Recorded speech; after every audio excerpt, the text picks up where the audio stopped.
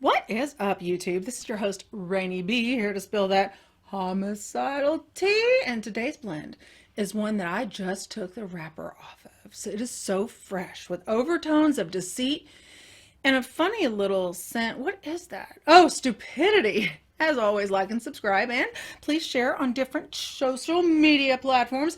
I have a tendency to drag on at the beginning, so let's not. And let's just jump right into the solved homicide case of Alisha Canales-McGuire.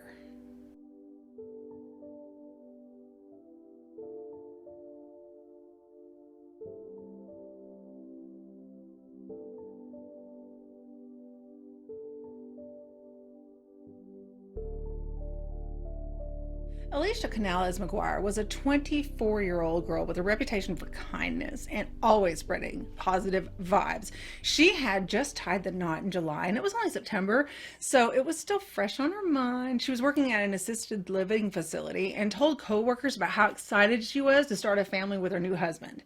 Amanda, her sister, had been summoned to New York for business, so she needed a house sitter, and who better than her own sister, right? Well, Amanda thought the same exact thing and gave her sister a ring and see if she could pitch in. Well, of course, Alisha said yes, and there was a live-in nanny, but there were 3 little ones, so you never knew what all they could get into. 2 sets of eyes are better than 1. Well, of course, Alisha was all set to help, and it was going to be practice for her soon-to-be started family of her own. And she loved being around her 2 nieces and 1 nephew, so it was all wins all the way around. Anyway, on September 19th, 2017, Alisha stayed at her sister's house along with a live-in nanny and settled in for a mini vacay to hang out with her nieces and nephew. Early on September 20th, 2017, at about 1:56 in the morning, the Snohomish County Sheriff's Office received a 911 call from a woman who said that she was a live-in nanny and she had heard gunshots. She stated that after she got up to investigate, she found the homeowner's sister by the front door lying in a pool of blood. One of the first responders to arrive was Deputy Art Wallen. When he approached the door, he could see evidence of a struggle with blood being on the outside and inside of the door. When the investigators searched the outside area of the home, they located shell casings right outside the front door and around the corner. They theorized that a gunman knocked on the door and then must have been lying in wait behind the corner, waiting for Alisha to either come out or look out the window to see who it was at the door so early in the morning. Alisha had received 1 gunshot outside the house and 3 more direct shots right inside the entrance. Alisha's new husband was the first person that police looked into, as always, but he wasn't a suspect. He was at work with a rock-solid alibi, cameras and everything. When they dove into her background, there was nothing. She had no enemies, no drug habits, no record, no only plans for the night were the best week in the world to her had been hanging out with her family. Well, when witnesses told police that they had seen a 6-foot-tall male leaving the neighborhood that early morning following the shooting, Deputy Art Wallen, he thought of Kevin Lewis. This was Amanda's ex-husband. He was familiar with Kevin and wondered if he mistook Alisha for Amanda when he shot her. Deputy Wallen had been called out to that house many times. Domestic disturbances, attempted battery, it was bad. When they spoke to Amanda, she agreed that she was most likely the target since he had such a fiery temper and probably didn't even know Alisha was going to even be there. Amanda claimed Kevin had the right background to hide undercover and make the kill shot because he was a former soldier. Kevin Lewis had previously breached protective orders that Amanda had obtained against him in court, and Kevin had been caught sneaking a couple times around the house, attempting to break in twice before the murder. Both of these calls were answered by Deputy Wallen, but as in his common with domestic disputes, charges don't stick very much, so he was unable to even place Kevin under arrest or make him face any of those charges in court. Previously, the same year, on June 21st, 2017, Amanda was ambushed as she exited her car in her driveway. Of all places you think you're safe, right? After she was struck in the face, she had blood in her eyes, blurring her vision. She was unable to make a positive ID, but she told everyone that even though she couldn't see, she knew it was Kevin. But this was her word against his, so nothing came of it. Cops went over to Kevin's house to let him know that there had been a shooting at his ex-wife Amanda's home. But Amanda was still alive. Kevin didn't ask how the children were or even who it was that got shot. He claimed, well, I got an alibi. I was with my sister and mom. They can back me up. Of course. Well, this was not the cops' first rodeo. So in an effort to catch Kevin off guard, the police canvassed the area for surveillance footage. And boom, a camera owned by one of the neighbors pointed right at Kevin's driveway. They pulled the tape, and it showed an automobile pulling into Kevin's driveway at 1:12 a.m. A Kevin-looking person enters the vehicle's passenger seat. The automobile departs the residence at 1:15 a.m. Then the automobile arrives again at 1:34 a.m. and it's clearly Kevin that's seen going back into his house. Cops were sure that Kevin was the shooter, but it couldn't have been him. He was on camera somewhere else. Kevin did not do this shooting. While cops were doing their best gumshoe detective work, the Washington State Crime Lab was doing their best to identify what brand of ammo was used in the shooting. They soon discovered that the ammunition was produced by a Russian company, Tulamo. Tulamo? I would think it should be Tulamo, like ammo, but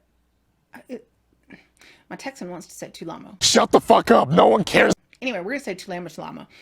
Anyway, that sort of ammunition is well known for being sold at Walmarts. Now, this is before they stopped selling guns. My overseas friends will get a kick out of this because there was once a time where you could pop into the store, get some car washing supplies, maybe some paper towels, diapers, ground beef, and a gun and bullets all at the same store. America. Anyway, when Detective Ted Bettis learned, Who are you talking to right now? When Detective Ted Betts learned about the Walmart connection, he was thrilled. They have the CCTV camera on the. They have the best. They have some of the best CCTV. When Todd Betts when Detective Todd Betts. Oh my God! Stop it. Get some help. When Detective Todd Betts learned about this, he was thrilled. They have some of the best CCTV footage on the market. But this is another bummer. The surveillance at Walmart was fruitless. There was a man that brought some Tulamo ammunition, but he was unrelated to Kevin and he had an alibi. This case was dangerously swerving close to becoming a cold case. Investigators had no new leads. But there's always a but. In August of 2018, a woman from Spokane reached out to detectives claiming that she knew something about the Alisha Canales case. Now, Spokane, it was almost 5 hours away, so the cops weren't quite sure what this woman had to tell, but whatever. Nevertheless, the case had temporarily cooled anyway. They needed all the help they could get. So when police finally got to take her statement, the woman claimed to have gone to a party with a person by the name of Angelica, all spelled with a K, all cool. It was at this party that Angelica callously boasted about a murder that had happened in Everett a year or so ago. The informant also alerted detectives the fact that Angelica said that someone had been shot in the head and the shooter had been hiding behind a corner and that it was a case of mistaken identity. The general public had never been told any of this information. So when the informant asked this blabbermouth Angelica about who the actual shooter was, Angelica proudly said, "It was not her. It's my boyfriend." Great picker girl. Jaredon J. Phelps. Ooh. Detectives, they dug through social media accounts to find Angelica. But Detective Eric Fagan located her. But Alexis was her real name. Angelica wasn't even that. Her real name was an alias. Her name was Alexis Hale. Alexis's boyfriend, Jay, had a lot of social media accounts. And by looking through them, they could tell that he was quite happy with himself. He thought he was the real deal. And he truly believed that he was a Twitter superstar. Twitter famous, whatever. Police had enough probable cause to get a search warrant for Jay and Alexis' phones, and it told them a lot. They also discovered that Jaredon Jay was, wait for it, Kevin Lewis's cousin. What? Jesus. Unbelievable. Confirming their earlier suspicions that Kevin was involved. Police used the cell phone records to help create a timeline before and after the murder of the suspects. Now, they found that Alexis had shared a Snapchat video of Jaredon J. fanning cash around 3:47 a.m. on September 20th, like right after the murder. Additionally, Alexis had published multiple images herself with a gun that was allegedly used in the murder. These people are dumb. You are made of stupid. Police wanted to track their location prior to the murder. Well, police used those same cell phone records to put Alexis on the highway close to Amanda's house, solidifying that this was a video that she recorded on Snapchat at 12:49 a.m. while she was traveling, confirming her location right next to the murder scene. Really? The phones belonging to Kevin and Jared had also been given a search warrant. It showed that Jared and Jay, he had looked up Amanda's address in his Google Maps app. Digital breadcrumbs, they're the best. Anyway, God, these people are so dumb. Wow. You really are stupid, huh? This was enough. They brought Kevin in on a domestic violence charge from, remember from June, and Jaredon Jay and Alexis Angelica were brought in as well.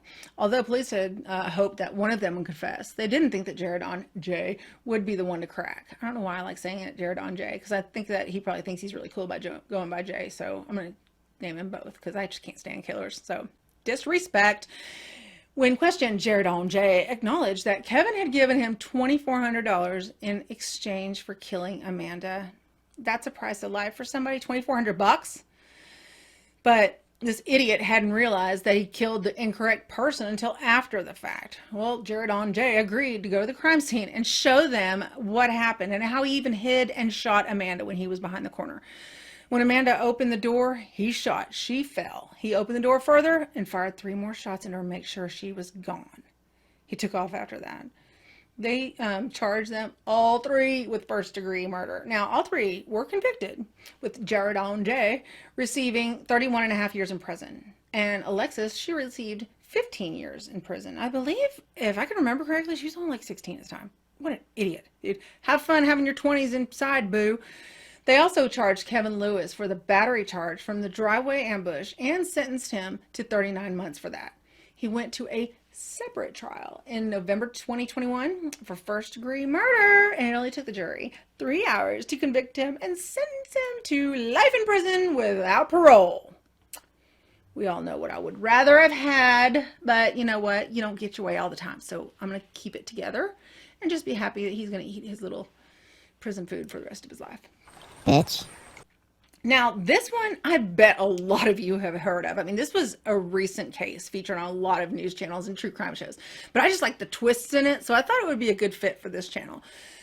It really sucks, though, because no one had to die at all. I mean, no one. But the guilt that Amanda probably feels, I cannot imagine. And the nanny and those kids that were there. Oh, my gosh. Ugh. There's so many casualties in this case, but just because one douchebag could not check his ego and just accept the fact that his ex has moved on. You can still see the kids. I mean, just chill. Ugh. Anyway, the motive in some of these cases is so senseless, and I sure hope that this family draws closer and stops blaming themselves and starts blaming the real people at fault. These dregs of humanity. Alexis, Angelica, Jaredon Jay, and Kevin Prick Lewis. I'll give him a nickname too. Those are the people that you need to be mad at, not yourself. I hate that. You know, and there's victim shaming and whatnot, and I know that my little buddy on Twitter, Truth or Consequences, he was talking about victim shaming, and I certainly hate that. So I hope that not only people don't victim shame, but the victims, or now the survivors, don't blame yourself, because this isn't your fault. Thank you guys so much for tuning in. We will see you very soon in the next video.